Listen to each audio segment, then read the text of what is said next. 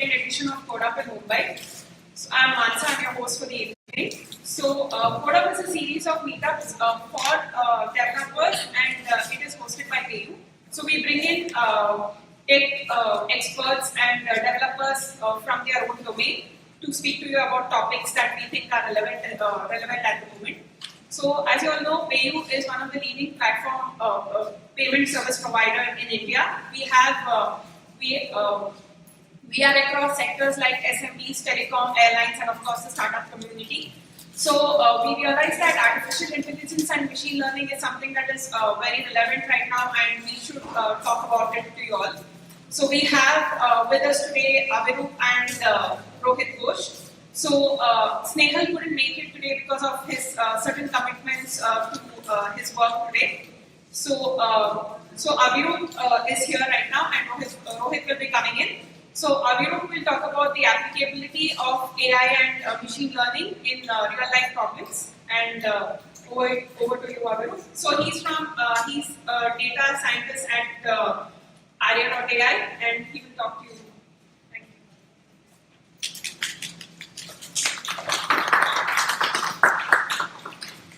Thank you, Mansa. So my name is Avirup. I'm a data scientist at Arya.ai. We are helping developers as well as enterprises achieve greater goals through AI and deep learning. So mostly we focus on the technology called deep learning, which involves neural networks. So we have been solving a lot of use cases, be it check verification, facial recognition, healthcare automation, a lot of use cases of different domains, be it financial sector, medical sector, a lot of use cases. All of these are actually being solved using our platform called Vega. So Vega is a deep learning platform where you can actually build a lot of deep learning models very quickly and very easily without the complexity involved in building these models. So you have features like drag and drop, where you can actually drag drop layers involved in neural networks to build architectures to solve problems. So if you want to build an application to classify maybe if a food item is hot dog or not, if you're familiar with the TV series called Silicon Valley, they had an application called application of hot dog or not. So you can build those kinds of applications very quickly through our platform called Vega. All it requires is, all you need to do is you need to configure the data source. You need to build the architecture, what kind of layers you want, what kind of activations. So, and all you need to do is click a button and the training will start. And at the end, you get a RESTful API where you can use that model for any application. So today I'll be talking about how you can use deep learning in real life problems.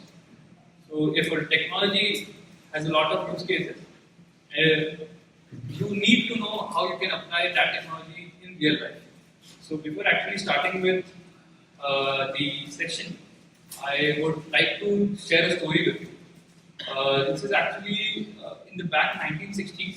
US military wanted to have a system which could identify tanks of their own and enemy tanks. So they had a classification model which could classify tanks of US military and enemy tanks. So what they did is they collected 200 samples of each, and they built a small neural network model, perceptron, back in the day. So they tested it, and they had an accuracy of 90%. So they were very happy, and they went to the US military, gave the system to them. After a week back, the US military came back to the guys, the researchers, and said, your system doesn't work. And these guys were confused that they tested it out in the test data set, and it worked. So the researchers again sat down and were discussing what the problem was. After a lot of hassle, they found out that all the photos of the US military were taken on a sunny day, whereas all the photos of the enemy tanks were taken on a cloudy day. So the model was only classifying between cloudy and sunny days and not actually classifying between the US military tanks or the enemy tanks. So you actually need to understand how your model is working and what what your model is looking at and how you can apply and what are different factors which are involved in applying these kind of models to real life. So basically there are three kind of factors which I'll be talking about today. First is distribution of data, value of pre-training, and understanding these black boxes.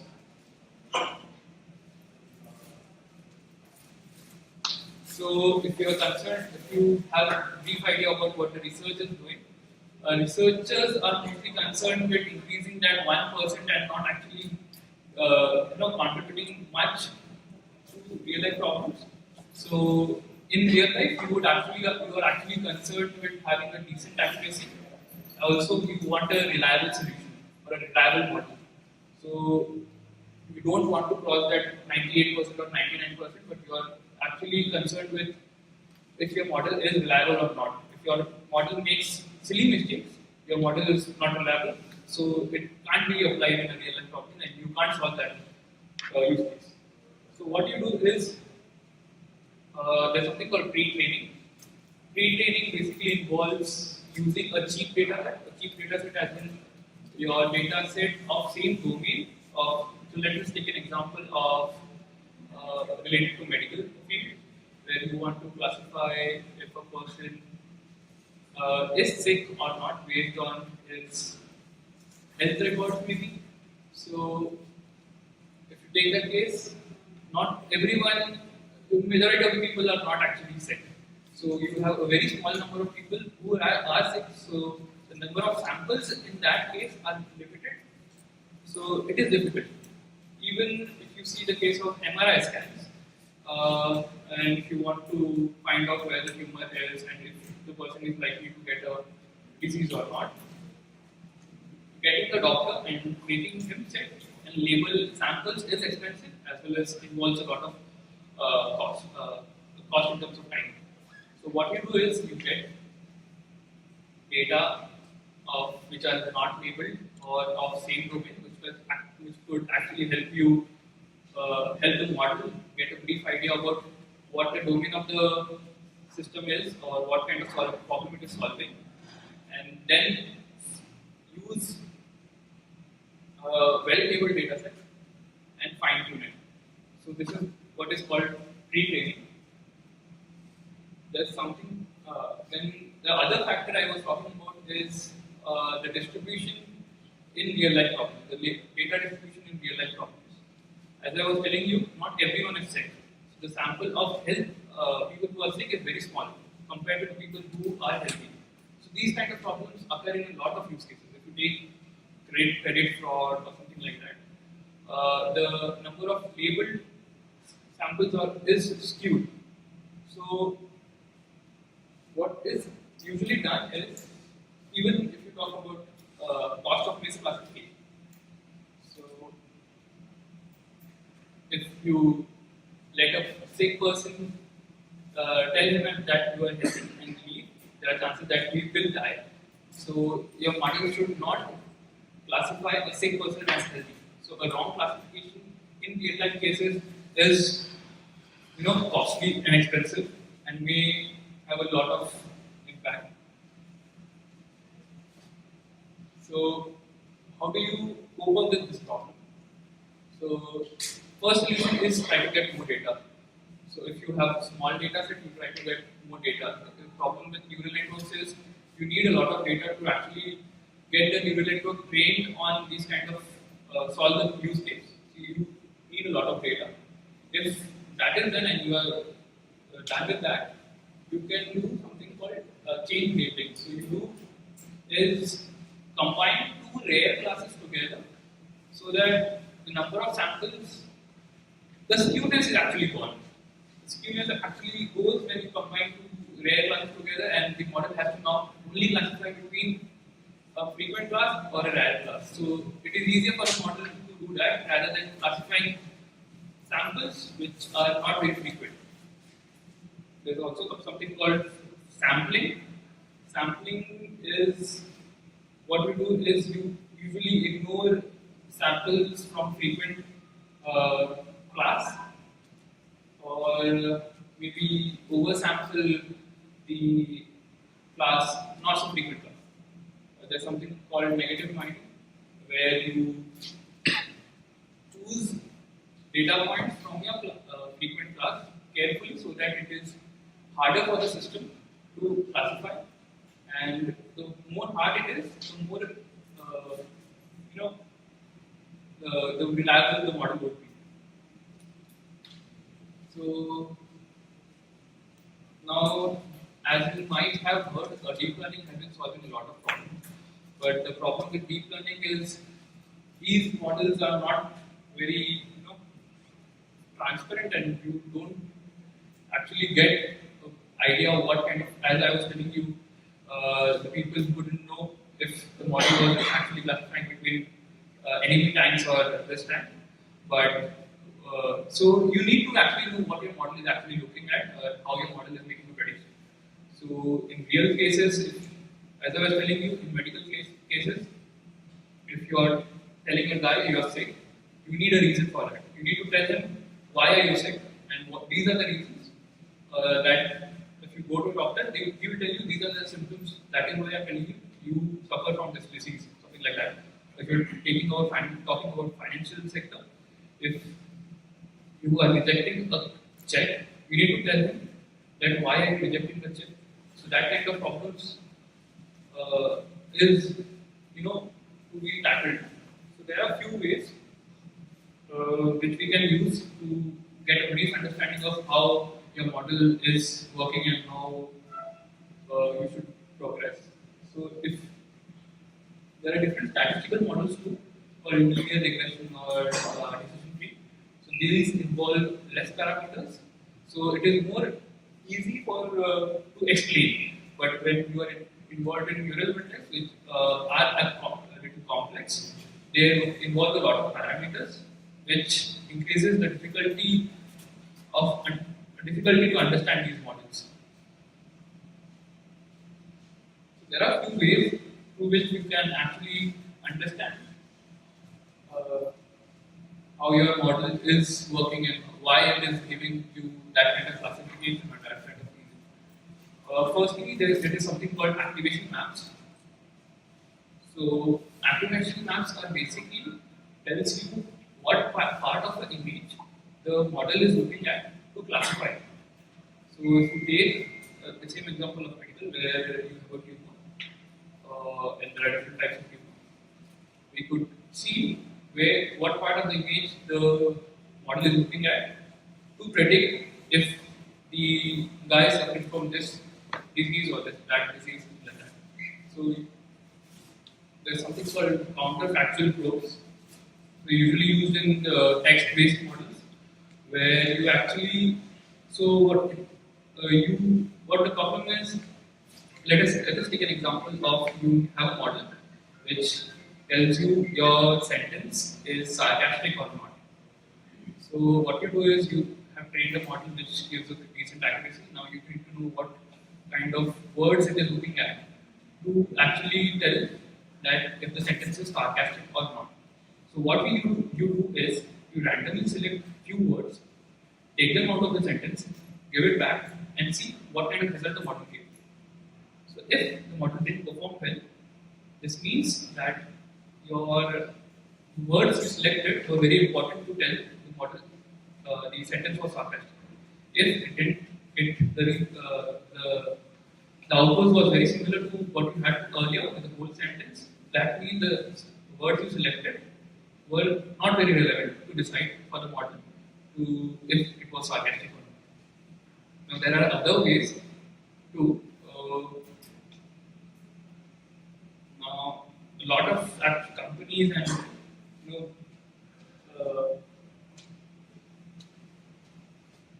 so what you do is human has helping hands. So if you talk to a big financial firm and you tell them we have a model and give it to them, they are not very put your trust. They need someone to guide them the model, and that kind of things are actually being implemented and tested out. If while training, if you could get a guy who actually looks what the model is doing and then gives a feedback, so that the model uses that feedback to change the parameters or what kind of things to get better results. A lot of research is been done in this field. So there's this company called OpenAI. Yes. So they trained a simulation where it had to walk, and after every few iterations, they had a guy who used to tell them the model that if which one is better, as in the left side is working better or the right side is working better. And that feedback used to go back to the model, what feedback that was given by the user, and that feedback was used by the model to change its parameters. So that kind of research has been done in a lot of use cases.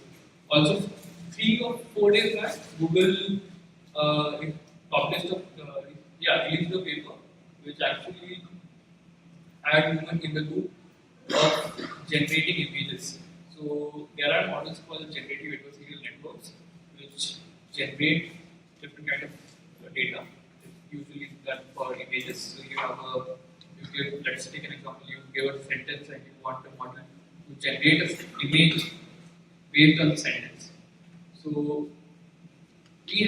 Google, what they did is they made a guy and said, see how it is performing. If the image generated by the system was plausible enough, if not, what was wrong? That kind of feedback goes back to the system, and the system, changes itself. So a lot of research has been done in that. There's people from MIT who actually are saying that they have cracked the black box, and now they are saying that you get text-based rationales on why your model is predicting something. So the paper is not yet published, so the insights are not yet revealed. There's something called schema networks, which works in a not in a similar way, but yes, they do have a lot. They are pretty interesting. That was it. I guess. If you have any questions, we will talk about it.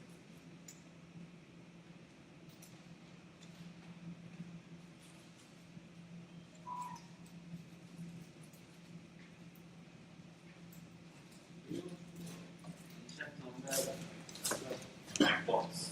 What exactly you mean to say when you define this black box? As in, now if you take a model called decision tree, where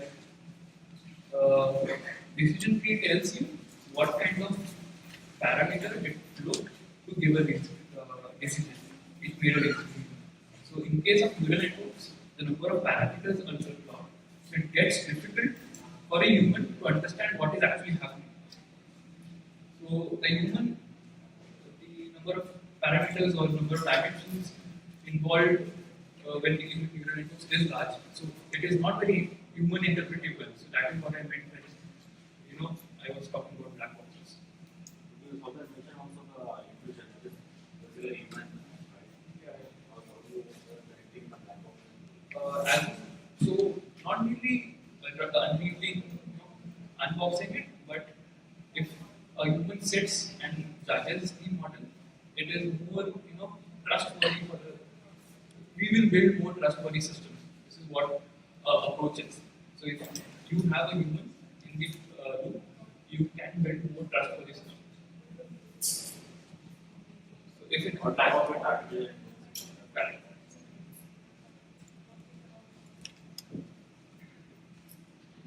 Can you just share some light on your experience with financial service providers? So we actually have solved 2-3 use cases. One involves check verification, where you are supposed to see if a signature matched or not, or some kind of discrepancies. So there is a signature-based model which actually compares what kind of signature there was. So even if a guy or a fraudulent signs does a similar signature, the model would identify if it is done by the right person. That kind of problem we tackle. But also there are some credit card based companies where you have to make a decision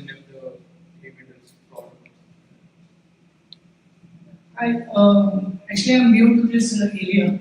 So, the few questions that are coming to my mind is first, what is the difference between deep learning and machine learning? Number one, and where neural networks comes into picture. How is now? What I know about machine learning and what about tools in Arya and Python. So, when you mentioned about a tool called Vega, right? So I would like to know more about from the technical angle also how these are implemented. So is there a network graph underlying structure? That's what it seemed like the neural network diagram that you showed. It seemed like a complex graph network, similar to Bayesian network. So is it different from there? So this, from the technology perspective, you can explain the definition.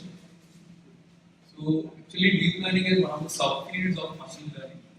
So deep learning focuses on neural networks. There are different kinds of other models too, which are being used to make solve these kind of problems, AI-related problems. There are systems like support vector machines, XGBoost, these kind of models which don't use the same underlying technology, but also are also a part of machine learning.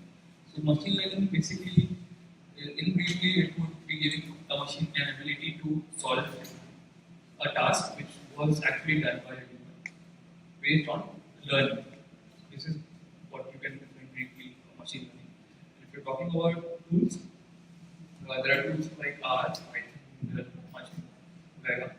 So what you do is, so if you're talking about deep learning, it's something called layers. There are a stack of layers you have to build, and you pass input. Let's take the case of image. You pass that image from those layers, and you get an output. So in case of these tools, you have to build layers, and these layers have to be stacked. So if you take like something like that. And Vega helps you build these kind of models without you actually programming. So you could actually have a GUI-based system where you drag layers, stack them. There are different kinds of layers for different kinds of problems. So you do that, and then you get to train the model and get the model. Additional question. So is it different from predictive modeling? Is it using different kind of modeling strategy? Yeah, it is. Predictive modeling. Predictive modeling. What I know of predictive modeling is you have to make some kind of predictions, right? So predictive modeling is like you initially you give the data and then you also kind of give the results. But then at one point in time, the machine gets new data and based on the probability, it calculates the probability of the earlier results. And based on that, tries to predict. So it is basically the same thing. So it is called a supervised learning method. So you give the model the results in trial while training. So that kind of thing is called supervised training. So deep learning solves the same problem. Hello. Thank you. I would like to know, see, all of this depends on how accurate data is generated to be fed so that it can be processed, and the process of machine learning or deep learning or any of them can actually come into existence. So I'm keen to understand the data creation process, right? You gave an example, two examples. One is signature verification and second is fraud detection, right? So how this data generation process can be created, or what are the tools or methods that are used to actually gather this data, and as I understand, all the accuracy of further modeling or tools will depend on the data being fed, and how it can be made more accurate. So it is basically the task of your data scientist to understand what the domain is and what kind of data should actually be fed to the system. So if you have some kind of domain knowledge or defined understanding of the domain knowledge, you can the data scientist can actually choose what kind of data should be used. Also, there are some methods for data augmentation where you change the data slightly so that you get more samples and you can have better similar data points. You can use that. Talking about tools, there are different tools in Python which could help build a pipeline, and these pipeline could be used to change your, custom your data or something like that. So yes, you were talking. Yes, the data is very important while feeding.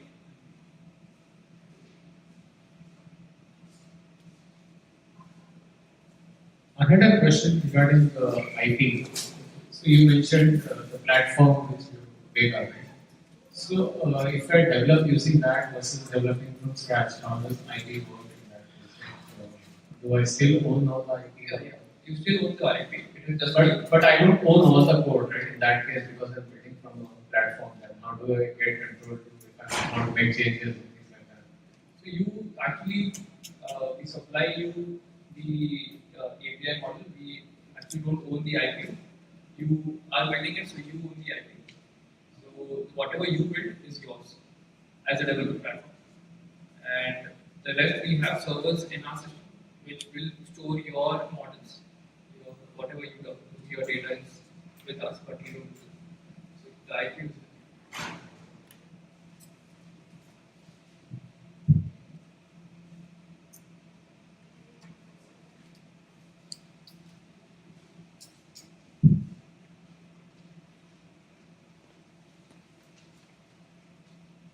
So let's say if I'm an independent person having a desktop, I don't have a servers, I don't have, so can I, what kind of tools I have to install, and how do I go about developing? It's like this. Even if you have a simple laptop, you can build these models.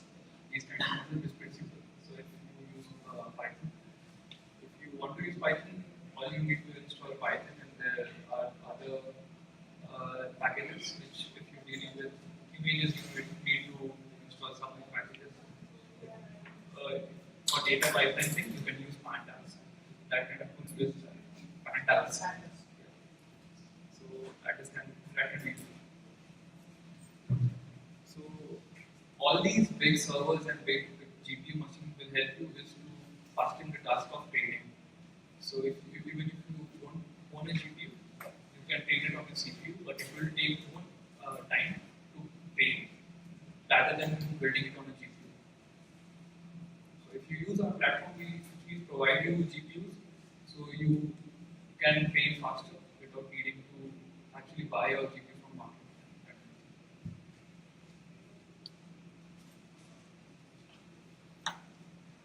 Thank you very much for this wonderful explanation. Any well-known data sets that you think are very good based on the experience that you would want to share with us? Any set of data sets like facial recognition for signature recognition or anything? If you're starting out with machine learning and data science, there's this data set called MNIST. MNIST has actually digits from 0 to 9. There are a lot of digits, samples of digits, which you could use to experiment and learn. There's this data set called Cypher, Canadian Institute of. So you have a lot of images of real life objects. There's something called ImageNet. That was one of the competitions being held every year for image classification and recognition, something like that. So you have like thousands of classes, and data related to those classes, be dogs, cats. All these data sets are open source. Yeah, freely available. You can download them. You can test it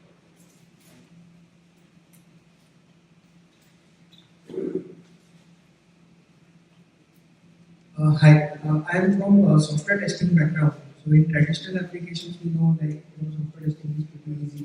You know what the input is and what the output we are expecting. In terms of machine learning or deep learning, how do you go about doing testing of models or let's say any of the predictive models that you have?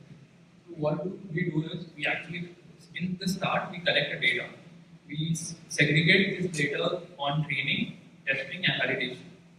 So the training data, so if you have like 100 samples, you do 70% for training, 10% for validation, and other 20% for testing. So you train your model on that 70%, and continuously you're checking how your model is performing on that 10% validation. So that you have an understanding that if your model is going good or is learning something or not. And then, after the training process is done, you use that model to test on the other 20% you segregated in the training. So the accuracy has been calculated on how your model performs on that 20%. If your model doesn't perform well on that 20%, that means your model is doing wrong and you need to do something to improve it. So that is how testing has been done in machine learning.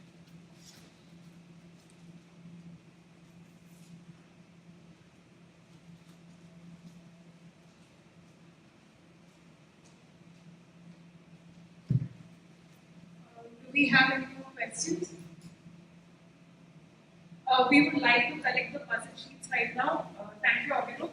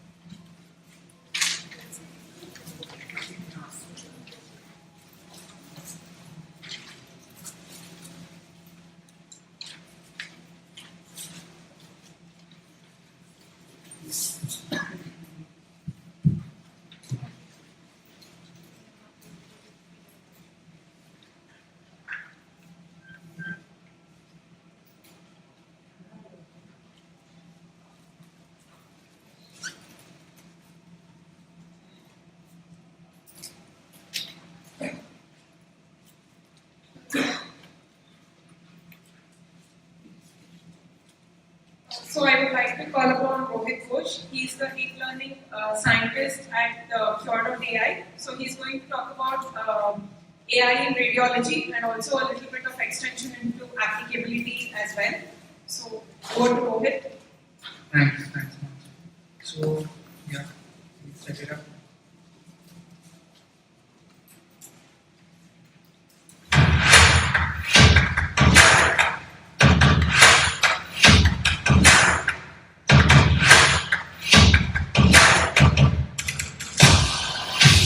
A team of doctors and bioinformaticians designed an artificial intelligence that can diagnose illnesses from scanner, MRI, and X-ray images, and their severity. The goal is to make medical care more accessible with the AI's data analysis and let staff spend more time with patients. What for? Make medical care more accessible with the AI's data analysis, an asserted will for open source. Collaborating and exchanging data makes science progress. Qure.ai, outsmarting disease with artificial intelligence.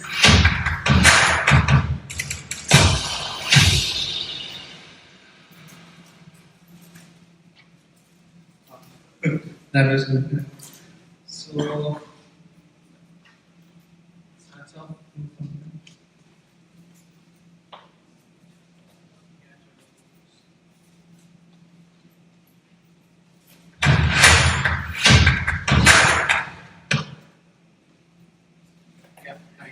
Thanks, sir.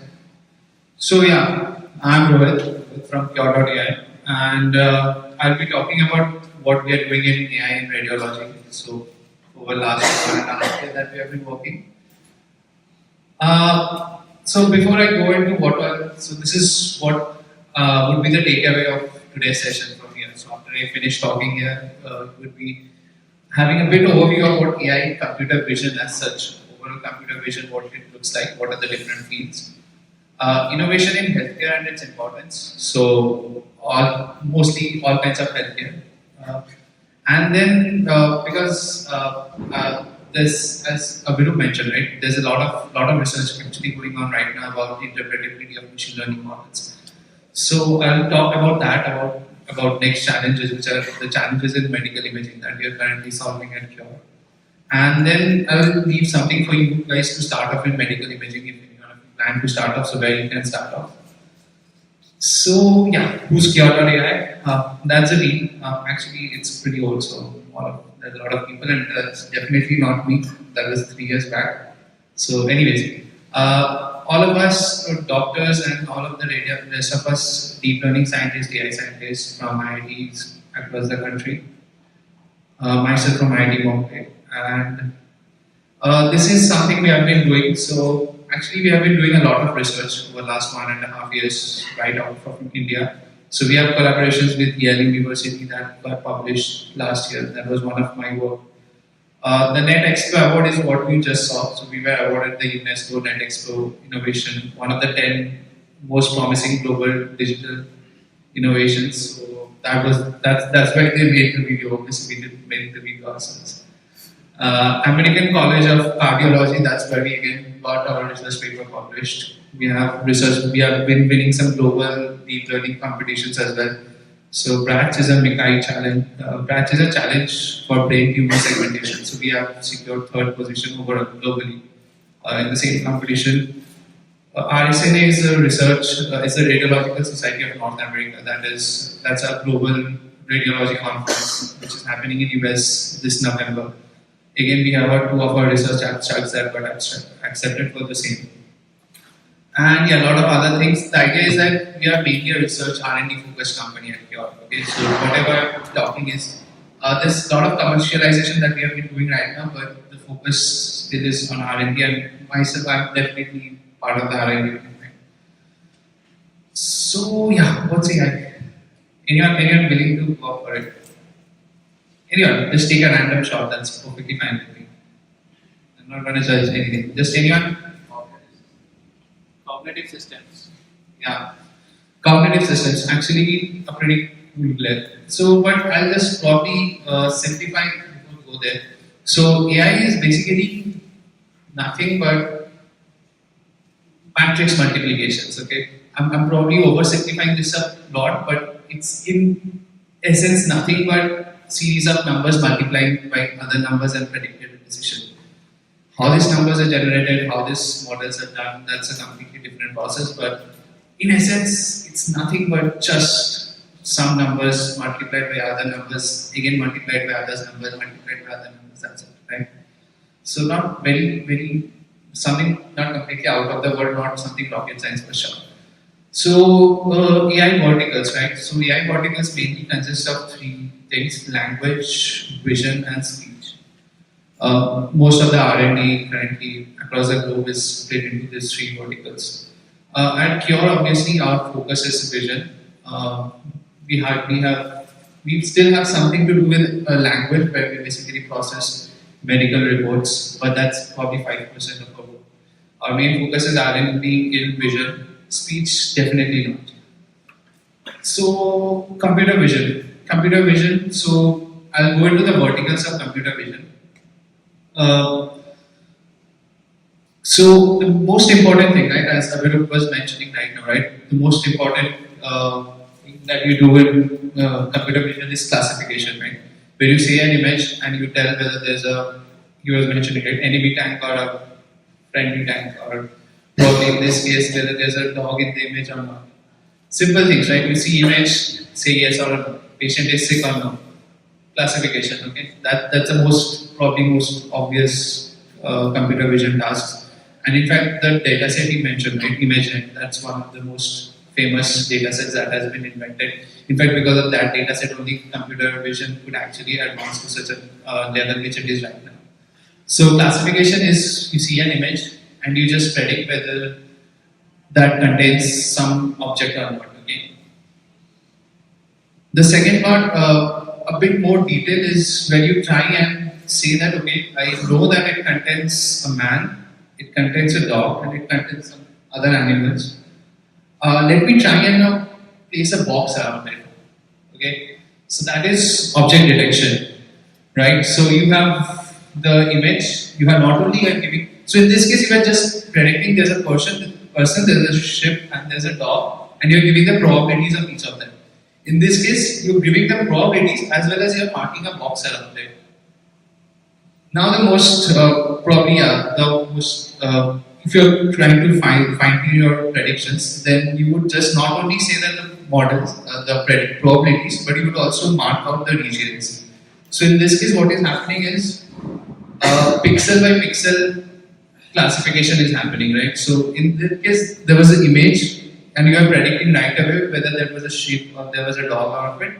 In this case, you are predicting per pixel, and because you predict per pixel, you have a direct mask of the image, right? You have mask of the person who's there in the image. You have a mask of the dog who's there in the image. Bounding box was a bit of a rough estimate. This is exactly what is there. Okay, so these are three main parts of computer vision in supervised domain. In unsupervised domain, as I was mentioning, there's GANs, generative adversarial networks, and a lot of other things. In supervision, supervised learning, and in computer vision, these are the three domains. So, yeah. So why healthcare? This probably might take a bit time. So currently, for example, one of the problems we are working at Qure is tuberculosis. So TB is what you see, right? One Indian dies of tuberculosis every minute. That's probably 3 Indians died right now when I was talking. And only 5% of the patients who are symptomatic of TB are screened, because screening of TB is actually a very expensive process. So what we do, so if you can, so because the screening, I'll tell you why it's an expensive process also, because the screening currently involves a 2-layer batch-based testing process. Okay, so you have to test for first one test, and then the result, based on that, you have another test, and after that, you will be screened for TB. Now, that kind of a process is not only lengthy and expensive, a lot of, because of lack of radiologists across the country and in remote areas, you obviously don't have the resources to afford that. So, if you could use chest X-rays, and if you could diagnose just using chest X-rays, your potential increase of diagnosis would increase by 30 to 40%. TB diagnosis screening. Obviously, in the current setup, it's doing that is tough because you don't have that many radiologists, right? So, for TB diagnosis, for us, we have been working with some really high-placed stakeholders, and I cannot name them. But the idea is, if we use TB, if we use screening using chest X-rays, we can probably diagnose TB much faster and higher in volume. Now, so chest X-ray, as I was mentioning, right, is the most common diagnostic it's a tool, right? So across any radiology clinic, if you go, the first and foremost thing, if you have a chest pain, anything, is a chest X-ray. It's the most cheapest method. It's the most voluminous bulk method as well. So chest X-rays are the most common diagnostic investigation, and 100 million chest X-rays every year in the US, and that roughly comprises 44% of their volumes of all modalities of medical imaging that they do in US. And as you can see, those are the reasons why chest X-ray is most important. The third thing which you see is the radiology error rates. So 20 to 23% for chest X-rays, 19% of the lung nodules are missed. So just for context, lung nodules are the spherical objects which are found in your lungs and can tend to be cancerous if not detected over time. Okay, so that's in a way a bit scary, right? Your 19% of lung nodules are missed, and 20 to 23% error rates for radiologists in chest X-rays. So when I mean error rates, how do you measure error rate of a doctor? By the way? Any guesses? Because once a patient dies, then there's not much you can do about it. The way you do it is basically you check for 5-6 radiologists and see how much their decisions overlap with each other, right? So if you have 5 radiologists who are saying that's a yes, and there's a 6th radiologist who's saying it's a no, then probably that's a yes, and the 6th radiologist is wrong, right? So that's how you calculate the error rate for a radiologist. So if you do that, same thing for chest X-rays, the error rate is 20 to 23%. That's one case, right? It's the most voluminous case. Now I'll talk about something called stroke, cerebral stroke. Now cerebral stroke is something that is the second most common cause of death worldwide. And why is it so? Because so when you have a stroke, you need to be operated within 1 hour of your the surgery time needs to be within 1 hour of your actual attack that happened. Okay. So what happens in a stroke, by the way? So what you have is your blood vessels in your brain kind of get blocked, right? Same way your heart stroke, your arteries in your heart get blocked, right? The same thing happens in your brain. Blood vessels in your brain get blocked, and that's how you have cerebral stroke, right? Blood stops reaching a part of the brain. Now, if that happens, and you're not operated within 1 hour, that's a cause of serious concern. Okay. So currently, if you look at it, how it happens is, so someone gets diagnosed with stroke. Once it happens, someone has to be transported all the way to the hospital in the ambulance, and then once that happens, then the radiologist has to look at the X-ray, or sorry, in this case they use CT scans. These are CT scans they use. So they have to radiologist has to look at the CT scan, and after they look at the CT scan, then they basically take a call whether it's a stroke or some other kind of abnormality that is because of which she's responding like that, and then the operation, the surgery is planned, right? So door to needle time is recommended is less than 1 hour. So 1 hour is all a patient has once he has a stroke, and then for him to be operated upon. Again, something given the current setup of things in India or abroad, given radiologists how they are limited, it's probably this part of the city, this part of the country, it's probably even it's not much of a big deal. But if you go to remote places, it's obviously you don't have that many radiologists diagnosing your CT scans every day. Like they are not there every point in time. Or probably if an accident happens late in the night, you don't have a radiologist always sitting out to check this, right? So again, something very important. And the third thing where radiology deep learning comes into place is in case of measuring say volume of tumors, right? As I said, so tumors are probably one thing. So you can probably, if you're a radiologist, you can very easily see a tumor in the brain. It's not really a big job. The problem with the diagnosis is that you have to not only detect it, you also have to measure the volume, because you want to see how the patient is responding to chemotherapy over a point of time, right? So you want to see if his tumor volume is decreasing over time. Now, detecting was one thing, right? But measuring the exact volume of the tumor and how it is changing over time is absolutely completely tough for a radiologist, right? Because they have to look at a 3D scan and then mark out all the segments of the volume accurately enough and then measure the progression, right? So, given these are three major cases, three major applicability of AI in radiology. So one is where you have volume and you have a lot of volume. So basically you need someone to basically tell the doctor, see, this is probably not so important, this is important, right? You want the order in which the doctor sees the patients to be arranged by someone, right? Some AI or whatever.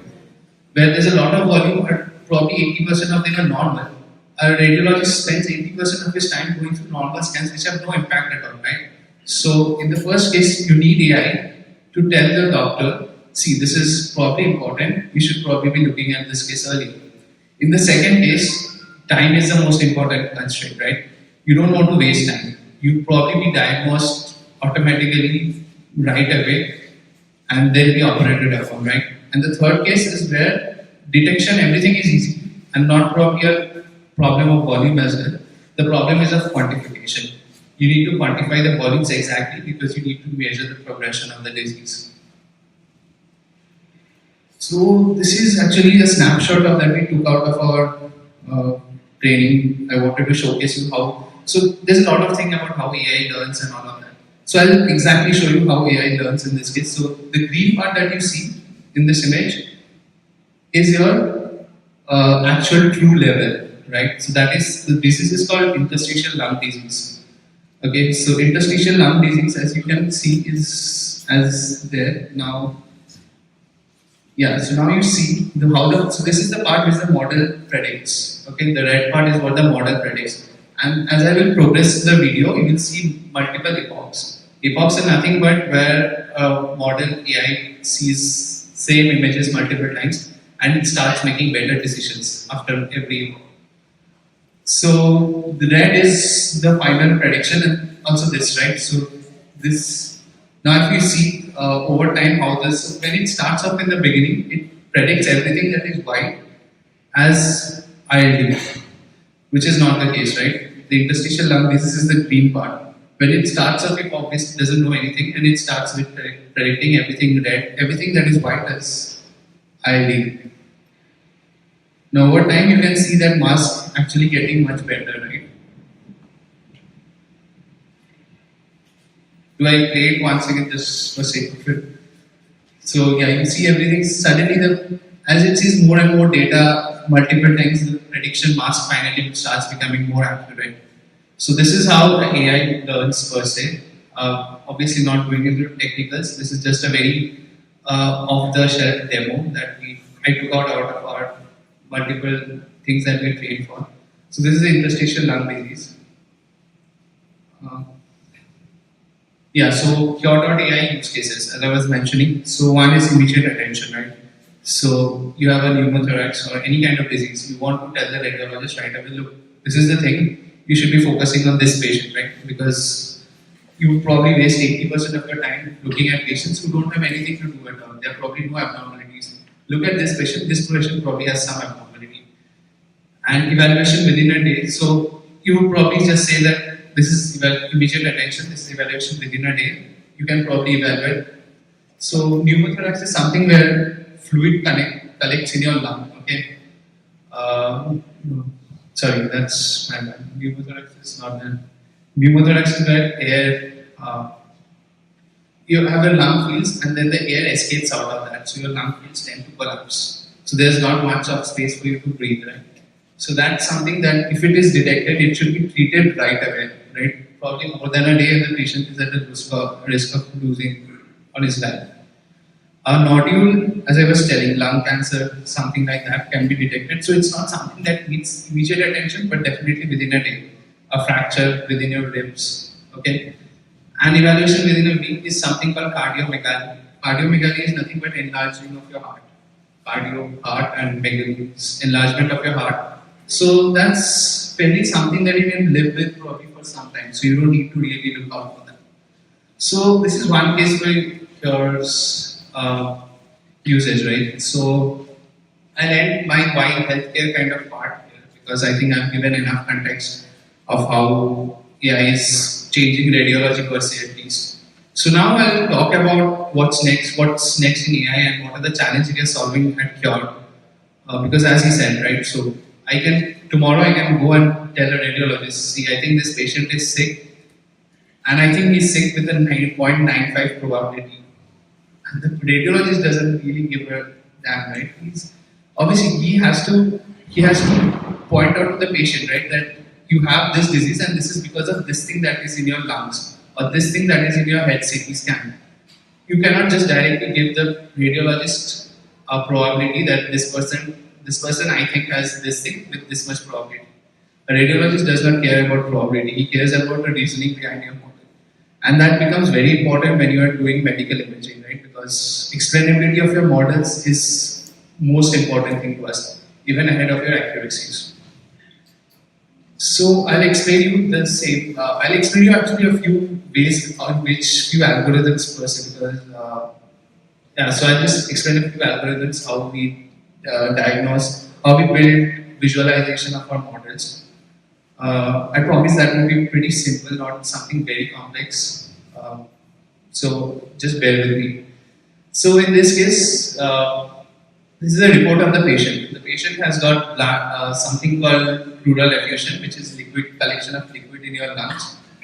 And because of that, you can see, so these are called claustrophobic angles, CP angle. So if the patient is normal, you would tend to have CP angles which are completely sharp at both your lungs. And this is chest X-ray, by the way.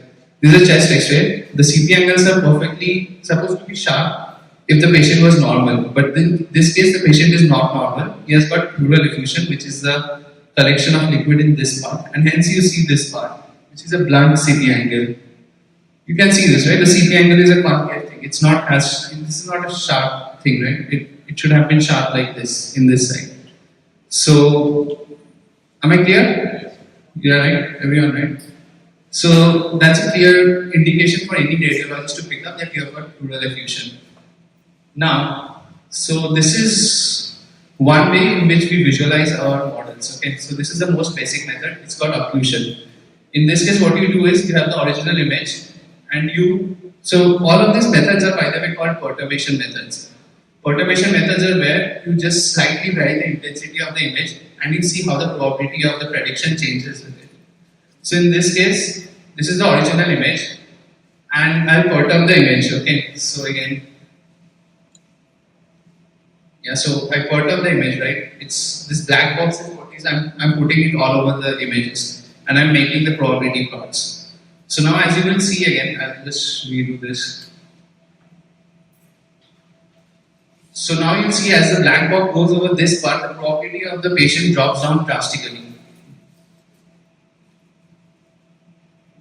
You saw that, right? Everyone had a look at that, right? I can probably play that again if you want. Anyone want to replay that just to see that? So the idea is this, that the model predicts the patient as a pleural effusion as long as the black box is not on this part. Right? As soon as the black box is on this part, the model thinks that probably the patient does not have pleural effusion, which suggests that probably this is the part which is responsible for making the model think that that's a pleural effusion case. And hence you see a heat map like that. So that's the kind of heat map we have to give to radiologists, right? So in this case, if you do visualization using this algorithm, that's the idea, right? The problem with this kind of a model is this. So this kind of a visualization technique is this, that normally this kind of visualization works very good for normal natural images. Because in natural images you have different small objects, right? A house, a ship, a dog, and you cover that and that's perfectly fine. The model still identifies. In our case, what happens is these are already black and white images, right? And we are training the model for some kind of normality versus abnormality. Now, when I suddenly place a black patch on it, the model tends to think that this is an abnormal image, right? Probably the model thinks this is the patient has got his shoulder cut off, right? That's what the model would think, right? And then it starts predicting that also as abnormal, right? So soon enough, this kind of model does not. So this is actually one of those cases where it actually works. Sadly, I don't have a case where it does not. I have in my lab, but not here right now to show you. But the problem with this kind of model is this, that as soon as it places a black patch on one of those parts, the probabilities obviously go drop insanely, right? Because the model has not seen something like that ever in its training set. So to overcome that,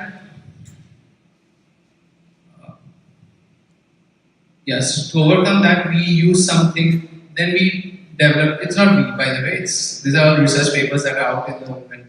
So in this case what you do is, instead of placing the black patch everywhere on the image, you take out something called superpixels. So those superpixels are basically collection of pixels which have the same intensity. So instead of blocking out randomly, systematically black patches, you say that, okay, let's not do that, let's block out parts of the image which have similar intensities. And I'll replace the similar intensity part not with black, but with the average intensity of those areas. Okay, I'll just repeat it. So superpixels are pixels which are connected to each other and have similar intensity. In this case, instead of placing the black box randomly over entire parts of image, I say that I'll only average out the intensities of every superpixels. So what I do in that case is this. So I'll do the same process. So I'll basically perturb the image in that way, and I'll see the probability of the plots, and then I'll try and figure from that which superpixel is actually relevant to making the model figure out that it's pleural effusion. So yeah, if you just see that there are different superpixels that are getting, merged, and other superpixels are remaining active, and the other probability plot from that.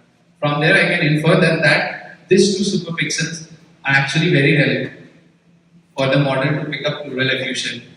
But then again, this model also is kind of, as you can see, it's the same problem, right?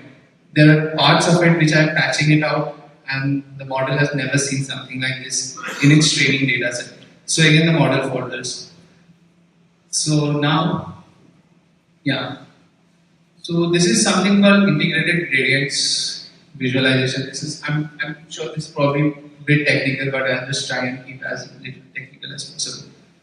So this is the original image, and what we do in this case is we vary the intensity from 0 to the original image, and we plot how sensitive each pixel is to the prediction. How do we check that? It's just nothing but a differentiation of your results with respect to pixels.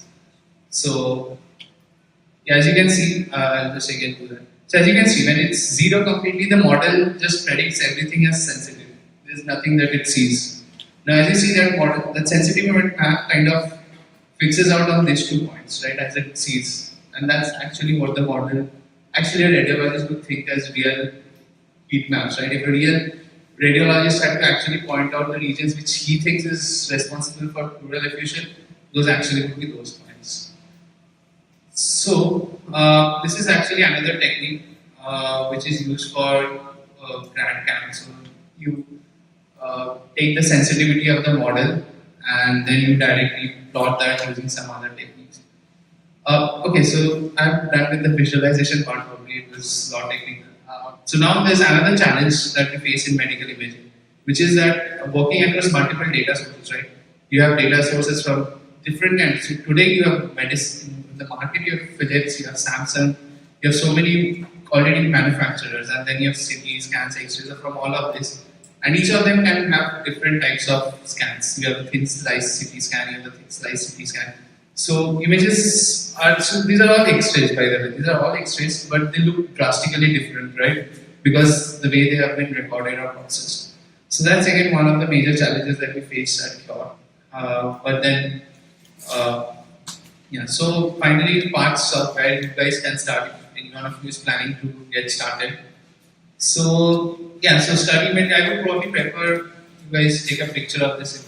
There's no point to me about talking about all of this. If there's anything you have about this, you can probably ask me questions, but if you want, you can just take a picture of this.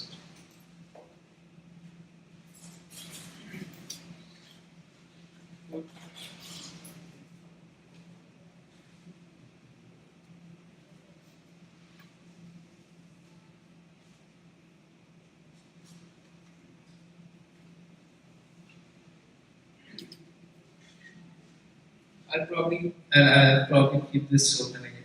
So yeah, just for learning. So there are a lot of things that we put out as part of Qure. Also, we actually try and contribute back to the research community. So we do a lot of, not lot I would say, but some kind of blogging, and we also all the recent research papers that are published across the globe in computer vision. We maintain a summary of all of those research papers on this website called Short Science. So any one of you planning to actually do research,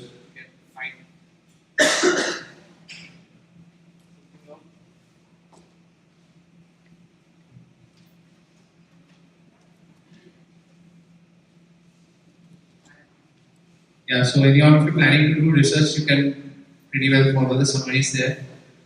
This is again something I wanted to share with you guys. So these are some open databases in healthcare.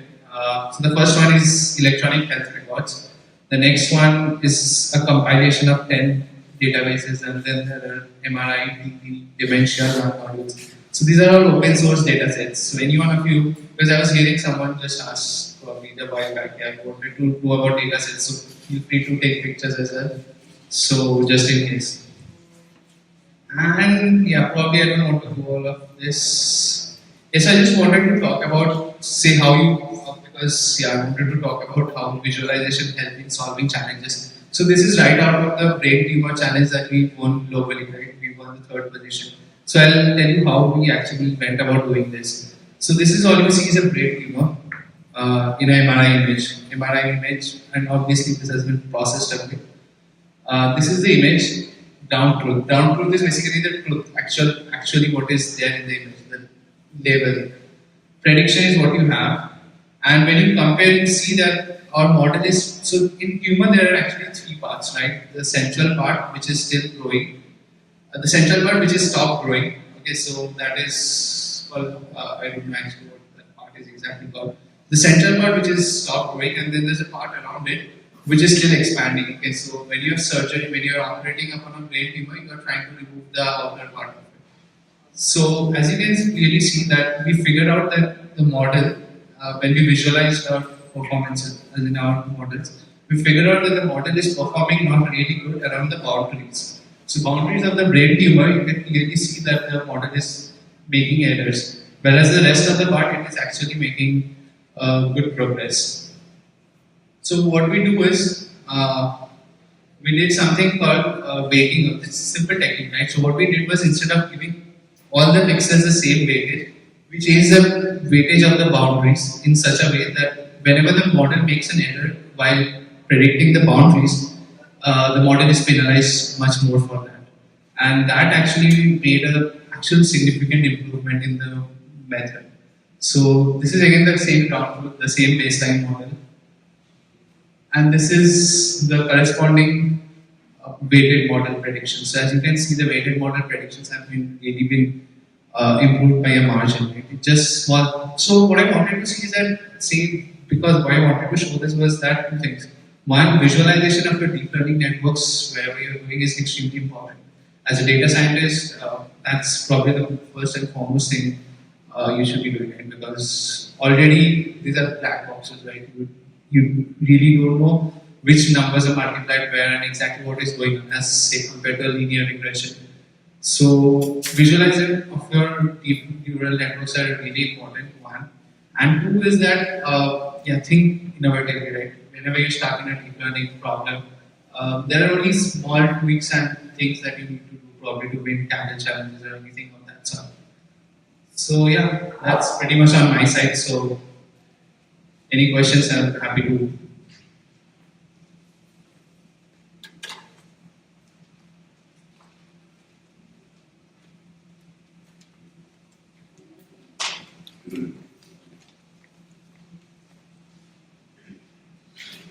Yeah, for you people to win the brain tumor scanning contest, how intensively you had to train your AI model to do that?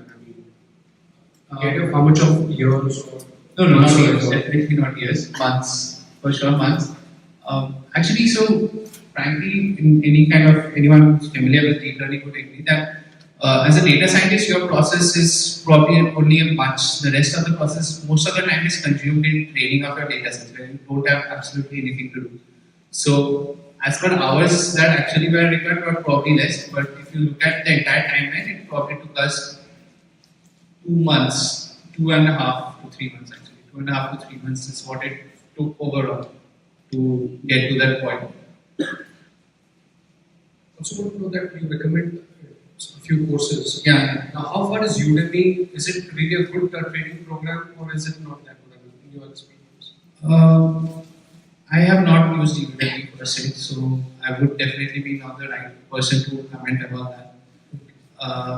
I have personally, I am also so there's another company called Qure.ai, right? So they offer. So this is by the way disclaimer that I also happen to be one of the project reviewers for Qure.ai's deep learning nano-degree programs, and also they have another program called AI. So I'm project reviewer for both of them. But even then, I think that their content is really good. They actually cover a lot of depth in deep learning, from starting from text, vision, everything to generative networks. So that's probably a good deal. I've really not checked anything on Udemy, so I would definitely be not the right person to comment about that. No, the question is that somebody like me comes from a medical research background, and it's but natural that I cannot jump into a career of hardcore machine learning or data science, right? But what I want to do is help myself understand the basics of what actually happens, so that if I'm having to collaborate with you, I can explain you that what I want in a language that you understand. As per se, we would definitely want to understand. For us, you don't need to probably explain as much in detail because we work with a lot of radiologists in Bombay as well as outside India.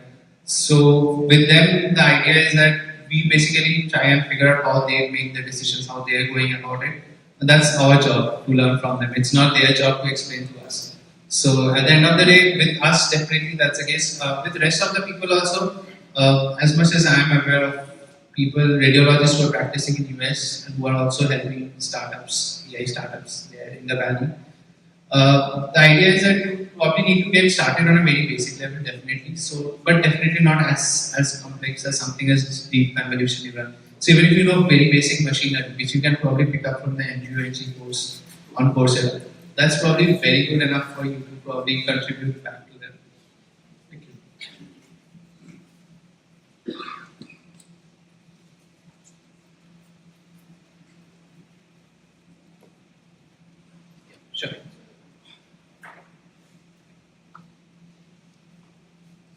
a very basic question. So, from whatever you explained, it seemed like you take the entire pixel set, every pixel, and you kind of give definition on every pixel and try to find the correlation. You said numbers, it's all about numbers, relating to the pixels. So, is that what the technique is? Like you take every pixel of the image and try to interpret it? Not exactly, I would say interpret it, but what it does is it looks at pixels in correlation, in context of the pixels around it, right? That's the most important part of vision. You look at a pixel in context of the rest of the pixel around it, and then try and predict which pixel or whether that, if there's an object there. So it's more like a very simple layman terms, it would be like a torchlight, okay? So you're putting the torchlight across the image and you are looking for a feature, okay? As soon as your torchlight, say, finds a straight line or curve like this, so probably say you're trying to find if the digit 8 is there in the image, okay? And now imagine you have a torchlight. You're moving the torchlight across the image and you find these curves like this, there's an intersection of two curves like this, and then again this, okay? So there are probably, say, you have 10 torchlights, okay? One to detect each of those curves, okay? So as soon as you're all 10 of your torchlights basically give you a positive signal that yes, this curve is there, this is there, this is there, this is there, and this is there as well. That's the point you say, okay, I think there's a 8. It's more or less like that, but I'm probably doubting it a lot. You would know that. But yeah, but that's more or less like that. Okay, so you're looking like a torchlight and you're trying to look for patterns. A lot of patterns come together, so first level of your image basically looks at, first layer, he was mentioning about layers, right? So first layer basically looks at something like as simple as, let's say, curves or probably boundaries or something like that. So when you condense those features into the next layer, you probably have something to detect, say, a circle or a straight line, okay? So that's the way. I'm probably saying you're trying to detect face, you're probably starting off with detecting corners, edges, then you have circles, eyes. By the time you come to the final layer, you probably have features for detecting your eyes and detecting your nose and everything. And then all it predicts then is if your eyes are in the right place along with your nose. And that's how you have it, right? So small torchlights, a lot of torchlights condensed together.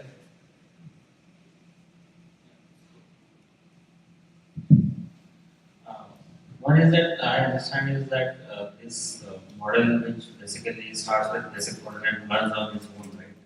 As many cases you see that, and it helps radiologists to take a decision as of now in decision support system. Do you see over the period of time model itself becomes self-sufficient where you don't require a radiologist? Yeah, that's a goal. That's a goal, right? It's more like self-driving cars, except we don't drive cars. It's just we are automating self-driving cars, automate drivers. We are automating radiologists. So obviously, long-term goal is where you don't require a radiologist. Hi. In a country like India, we always do refurbished machines. The CT scans, MRI scans are refurbished machines. Okay. So, does this predictive will be used for the refurbished very old models, or it will be specifically, you can say, after 64 MB RAM only it will work or something like that, or specific pixels? So, in terms of pixels. So you're talking about refurbished machines of CT scans and all of that? MRI machines which are very old, outdated, obsolete, which are still used in the rural regions. Yeah, fair enough. So whether the predictive will be predicting the same type of, you can say, probability level, or it will vary as such? It would predict the same level because that's the way we have constructed our data sets, right? That's what I was saying, right? We have to train across multiple sources, all kind of different images that we can ever get. And that's what we do at Qure. So we make sure that all our data sets are actually diverse, comprises of image sources from all kinds of sources that probably it could see there now. So definitely that happens. Actually, as you said, like for the pixel part and the other thing. So what about if your data is like totally unstructured? Like you can say a blood model, like blood picture, you can say, like microscopic picture of that blood. Okay. So how can you read that? Like, can you just suggest me something that I've been using SVM for that, like only SVM and regression model for that. Okay. But what else can I use it, because it's still tough to implement that thing because the blood are like it's not structured like you have lungs over here. It's not like that, right? So what I was trying to do, like we have a project, okay. Still have a project. So what I'm trying to do is getting leukemia, the blood cancer. Okay. So we are with the reference like the ideal, and we are in the pattern, and I am predicting the model for what is that, how accurate the model is, how to train it actually. Okay, I think we'll take this conversation up later because this equally requires a lot of technique, actually discussion. So let's keep this for post Q&A. Anything that can be answered right away, or we would like to answer them. Yeah. I got a question on cost. How Yeah. much cost will this incur if somebody wants to implement the technique that you have developed? Frankly, Roughly speaking. Actually, that's a very difficult question because it's a very new market. There's nothing that exists as a benchmark. So currently, we actually have implemented this. This is working live. Some of the solutions are working live right now at some of the hospital chains in India, and that is currently though for validation. So we are validating our models. Our radiologists are evaluating the models, or we are trying to plug in with their. So as of now, there is no price that has been clearly decided as of yet. But probably it should not be more than $1, or probably more than not $2 definitely. That's definitely not more than $2.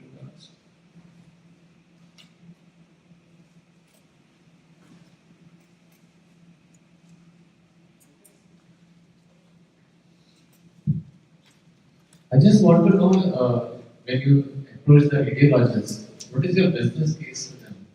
Like, are you saying we can do this better, like faster or more accurate? Yeah, so that exactly depends on the solution that we are offering to them. So as you will know, some radiologists work on just CT scans, some of them work just on X-rays, combined whatever, right? So we have different solutions that we have for detecting abnormalities from chest X-rays. We have a solution for detecting abnormalities from head CT scans. We have a lot of different solutions that we already have implemented. So with the radiologist, it depends on the case, right? As I said, if it's a chest X-ray kind of a thing, the value proposal at our end is we can help. So you spend 80% of your time looking at cases which have no impact, right? 80 to 90% of the patients that actually a radiologist sees is completely normal. So there's no reason for you to spend time there working through them, right? With case of a head CT kind of a solution, the value proposition is to the hospital more or less that we can help you diagnose this much faster than a radiologist would be able to look. Or by the time a radiologist looks at it, we already have some decisions for him to already look at, just click through it right now. Okay, so it depends on the solution. So if it's a brain tumor, again, the value addition is not in either of them. The value addition is in helping them quantify the volume, right? You want to measure the progression of a tumor across different stages of cancer, whether he is responding to therapy or not. So in those cases, quantification of your tumor is something very important. So that's the value. So it's completely dependent on the solution that we are offering. Okay. Other question, which is, I'm not from medical, sure, but do you face any resistance from radiologists that maybe they fear that some technology is coming which might actually replace a physician? Not really, not really. Personal experiences, we have been collaborating with a lot of radiologists, and the way they have been helping us is phenomenal, really phenomenal. Once your product is developed, Yeah. I mean, ideally, you wanted to sell it to hospitals, or do you want to integrate it with the machines that do the scanning? It could work both ways. As of now, it's working with where we integrate with the hospitals. We are not directly integrating with the manufacturers right away, but there's definitely something that can be worked out there on the horizon. Yeah. Hello. So how easy it is or difficult is it to predict whether the person is a smoker or not a smoker using the X-ray? Pretty easy. I can say I'm not a radiologist. I'm an engineer myself. But yeah, at this point in time, I can see your X-ray and tell you very easily if you have a smoke. So when you smoke for the first time, there's something called fibrosis. So if you smoke for even 2 or 3 times, you will develop those stains in your lungs. So pretty easy to follow. How many diseases can we predict using only X-rays? So suppose Currently, we can predict somewhere around 21 disease tags. So that includes pneumothorax, lung nodules, pleural effusion, all of those that I told you, right? So yeah, roughly around that. So basically, other than X-ray, what other report can help predict other diseases? It depends on the disease, right? So for something like, so that's a chest X-ray, right? So for something that is related to your brain, if it's something like a bleed is something when you have an accident and you for some reason have internal hemorrhage, right? So hemorrhage and all of cerebral stroke, then brain tumor, all of these things can again be noted on a CT. And then there are some things like Alzheimer's, right? So that is again brain, but that something you cannot see on CT, you can only see on MRI. So it depends on which disease it is, and not X-rays are voluminous, but they are not sensitive to a lot of diseases.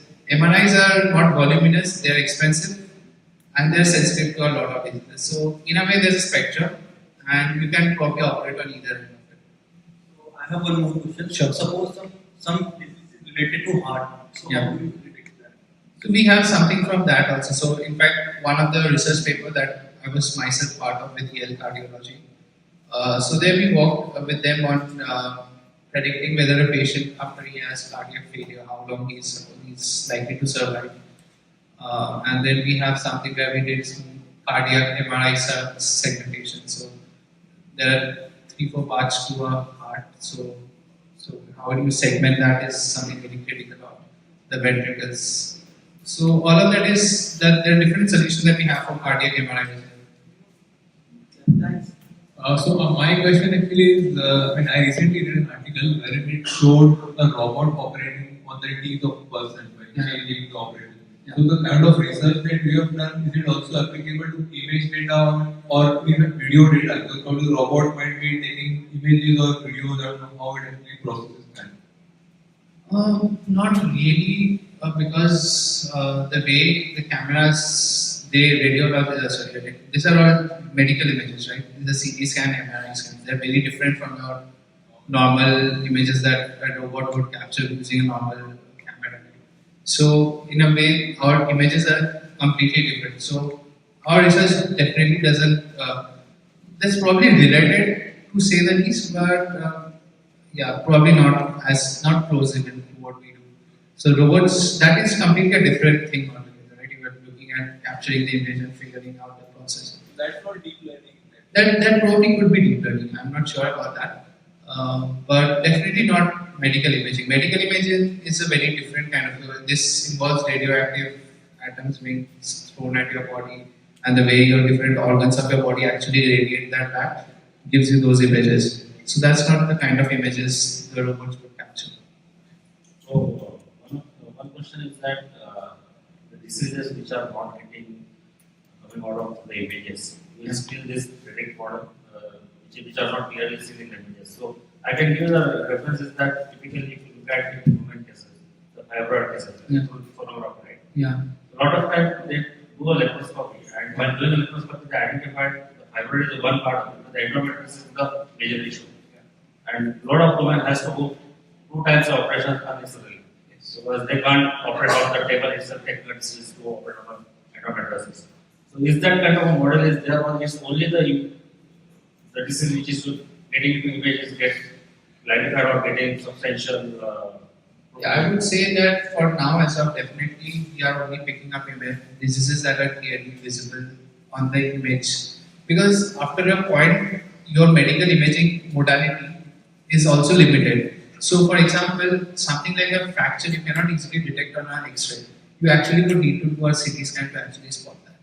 So, there are limitations of your imaging modalities, which we can obviously, as of now, overcome. So, definitely, as of now, we only are able to do diagnosis for images for diseases which are clearly visible. Not even clearly, but even say lung nodules, right? Lung nodules, as I said, 19% of lung nodules are missed. So we have models which are actually better performing than that. But that's about it. So we have probably exceeded human accuracy on those diseases, but that doesn't mean that we actually identify diseases which are still not visible on those images. Hi. You spoke that you're getting this model onto the hospitals or with the radiologists. As an individual, can I have a second opinion about that? If at all I have an MRI, just to check whether my doctor is saying what is true or not? Well, as of now, not, because there's a lot of regulatory issues, one, and then obviously you don't normally tend to. If you want to have, that's a different case, but a lot of patients don't have the MRI raw image. So what you actually get in the plates is a different thing altogether. So that's a print of your image basically, but the raw image that is there probably you don't get. You can probably ask for it, but you don't necessarily have it. So as of now, we don't definitely look at a B2C kind of a model right away. Probably definitely if things work out in the future, one.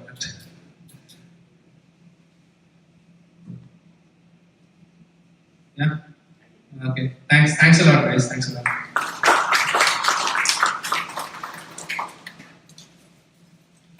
Before closing, I would like to call upon the puzzle winners. Do we have Subhashis? Bhushan?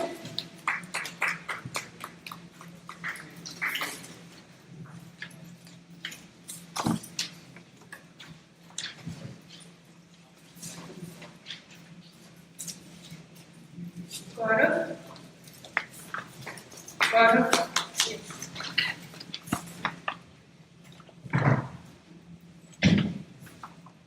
Mayank? Rohit?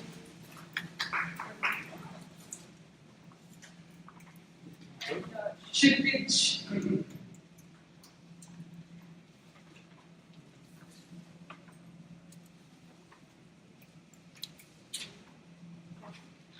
Danish?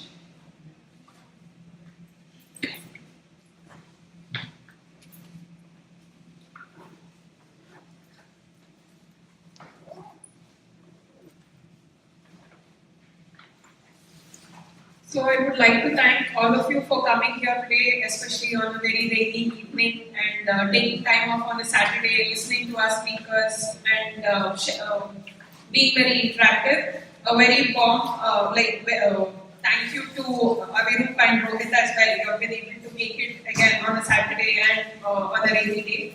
So if any of you are looking for a payment partner, you know who to reach out to. We are all here.